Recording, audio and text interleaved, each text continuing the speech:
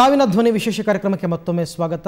ಇಡೀ ಹೇಮಶ್ರೀ ಸಾವಿನ ಪ್ರಕರಣದ ಕೇಂದ್ರ ಬಿಂದು ಅಂತಂದರೆ ಹೇಮಶ್ರೀ ಅವರ ಗಂಡ ಸುರೇಂದ್ರ ಬಾಬು. ಈಗ ಸುರೇಂದ್ರ ಬಾಬು ಅವರ ತಾಯಿ ಮಾಧ್ಯಮದವರ ಜೊತೆ ಮಾತನಾಡಿದ್ದಾರೆ. ಅವರು ಹೇಳೋ ಪ್ರಕಾರ ಸುರೇಂದ್ರ ಬಾಬು ತುಂಬ ಒಳ್ಳೆಯ ವ್ಯಕ್ತಿ, ಯಾವ ಹೆಣ್ಣನ್ನು ಕೂಡ ಅವನು ಕಣ್ಣೆತ್ತಿ ನೋಡ್ತಾ ಇರಲಿಲ್ಲ. ಒಂದಿನ ಇದ್ದಕ್ಕಿದ್ದಂತೆ ಬಂದ, ಹೇಮಶ್ರೀ ಅನ್ನೋ ಹುಡುಗಿನ ನಾನು ನೋಡಿದ್ದೀನಿ, ಮದುವೆ ಆಗ್ತೀನಿ ಅಂದ. ತಿರುಪತಿಗೆ ಹೋಗಿ ಆತನ ತಲೆ ಮೇಲೆ ಅಕ್ಷತೆ ಹಾಕಿ ಬಂದ್ವಿ ಅಷ್ಟೇ. ಅದಾದ ನಂತರ ಅವನು ಆಗಾಗ ಬಂದು ಹೋಗಿ ಮಾಡ್ತಾ ಇದ್ನೇ ಹೊರತು ಯಾವತ್ತೂ ಹೇಮಶ್ರೀನ ಕರ್ಕೊಂಡ್ಬಂದಿಲ್ಲ.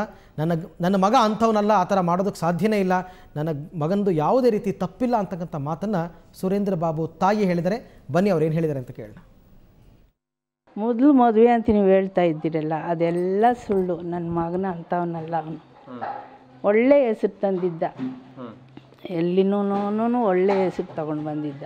ಅವನ ಒಬ್ಬ ಹೆಣ್ಮಗುನ ನನಗೆ ತಲೆ ಎತ್ತಿ ನೋಡ್ದವನಲ್ಲ ಅಂಥ ಮಗನು. ಏನಿಲ್ಲ, ಅವನು ಹೋಗೋದು ಕೆಲಸ ಎಷ್ಟೋ, ಅವನ ಮನೆಗೆ ಬರೋದು ಎಷ್ಟೋ.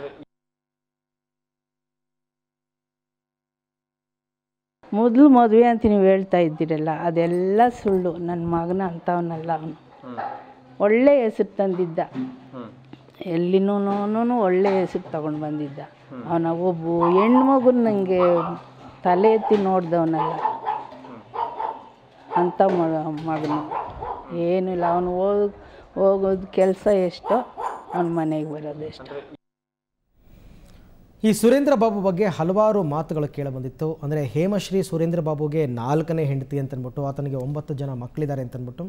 ಸೊ ಸಹಜವಾಗಿ ಸುರೇಂದ್ರ ಬಾಬು ಅವರ ತಾಯಿ ಆತನನ್ನು ಪರವಾಗಿ ಮಾತನಾಡಿದ್ದಾರೆ.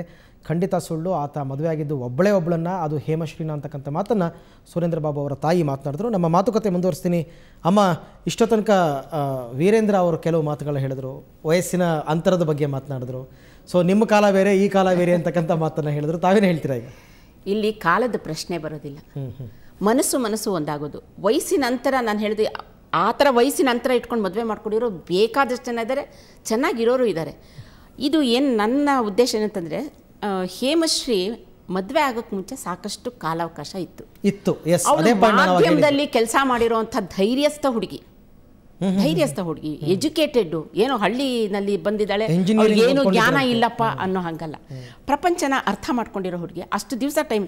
ಈಗ ನಾವು ಒಂದು ಅಂಗಡಿಗೆ ಹೋದರೆ ಒಂದು ಸಣ್ಣ ಪದಾರ್ಥ, ಒಂದು 10 ರೂಪಾಯಿ ಪದಾರ್ಥ ತೊಗೋಬೇಕಾದ್ರೂ ಇದು ಚೆನ್ನಾಗಿದೆಯಾ ಅದು ಚೆನ್ನಾಗಿದೆಯಾ ಅಂತ ನೋಡಿ ತೊಗೋತೀವಿ. ಹೌದು, ಇಲ್ಲಿ ಕಾಲದ ಪರಿಮಿತಿ ಬರೋದಿಲ್ಲ.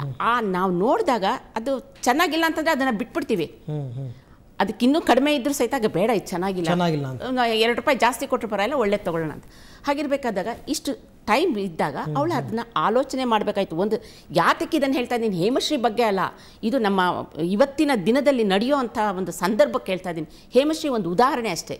ಮಾಡ್ಕೊಳ್ಳೋಕೆ ಮುಂಚೆ ಇವತ್ತಿನ ದಿವಸ ಎಷ್ಟೋ ಹಳ್ಳಿನಲ್ಲಿರೋ ಹುಡುಗಿರು ಸಹಿತವಾಗಿ ತಮಗಿಷ್ಟ ಇಲ್ಲದೆ ಇರೋ ಒಂದು ಮದುವೆನ ಮಾಡ್ಕೋಬೇಕಾದ್ರೆ ಅಲ್ಲಿ ಮನೆ ಬಿಟ್ಟು ಹೋಗ್ತಾರೆ, ಇಲ್ಲ ಆಗಲೇ ಆತ್ಮಹತ್ಯೆ ಮಾಡ್ಕೋತಾರೆ, ಏನೋ ಒಂದು ಮಾಡ್ಕೊಂಡು ಹೊರಟೋಗ್ತಾರೆ.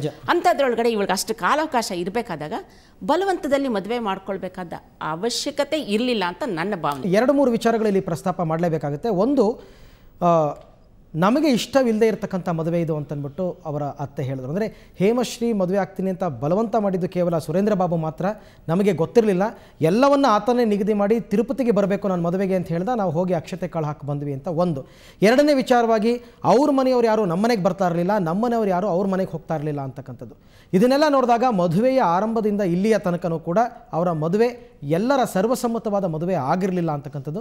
ಇದ್ರ ಜೊತೆಗೆ ಹೇಮಶ್ರೀಗೂ ಕೂಡ ಈ ಮದುವೆ ಇಷ್ಟ ಇರಲಿಲ್ಲ. ಹಾಗಾದರೆ ಇಷ್ಟಪಟ್ಟು ಮದುವೆ ಆದವರು ಯಾರು ಅನ್ನೋ ಪ್ರಶ್ನೆ ಉದ್ಭವ ಆಗುತ್ತೆ. ಇದ್ರ ಬಗ್ಗೆ ಮಾತುಕತೆ ಮುಂದುವರಿಸ್ತೀನಿ ಒಂದು ಪುಟ್ಟ ಬ್ರೇಕ್ನ ನಂತರ.